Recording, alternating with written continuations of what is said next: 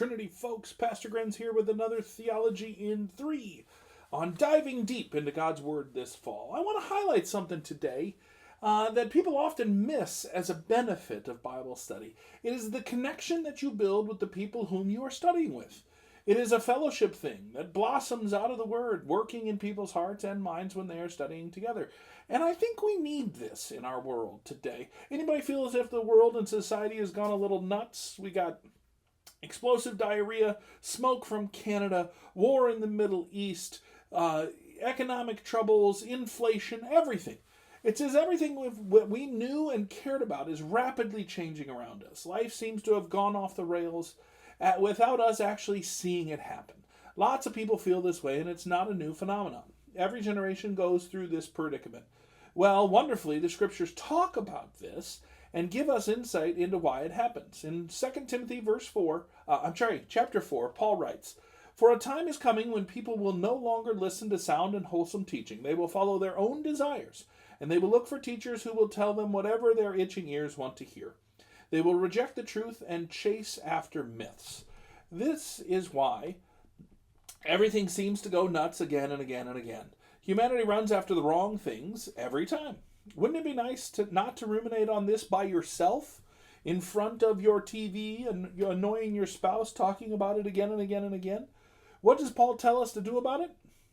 But you should keep a clear mind in every situation. Don't be afraid of suffering for the Lord.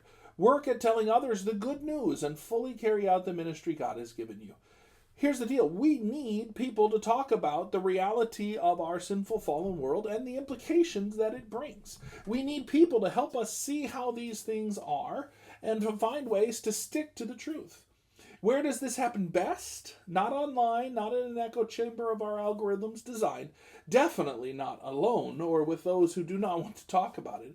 But in Bible study, you get to look at the world around you with other people and see what God has to say about it. You get to be grounded in the Word and what it says about the state of the world, and more importantly, what God does about the sorry state of the things we find ourselves in. And the people that are around you become a source of compassion, a source of anchoring, a source of help in all of those situations.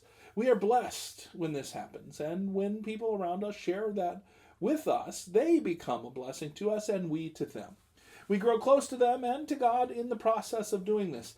They become a tempering agent that helps us not to be molded into the world's shape, but refined by God and His Word. That's what Paul wrote about in Colossians 3:16. Let the message about Christ in all its richness fill your lives. Teach and counsel each other with all wisdom that He gives. Sing psalms, hymns, and spiritual songs to God with thankful hearts. So here's the deal. I'd love for us to do just that. I'd love for us to get together to bless one another with our questions, our stories, our prayers, and our openness to share. Let's be a sounding board for each other as we navigate this fallen world and become a crew that sails through the world's storms together and comes together to bless each other every time. I hope to see you in Bible study.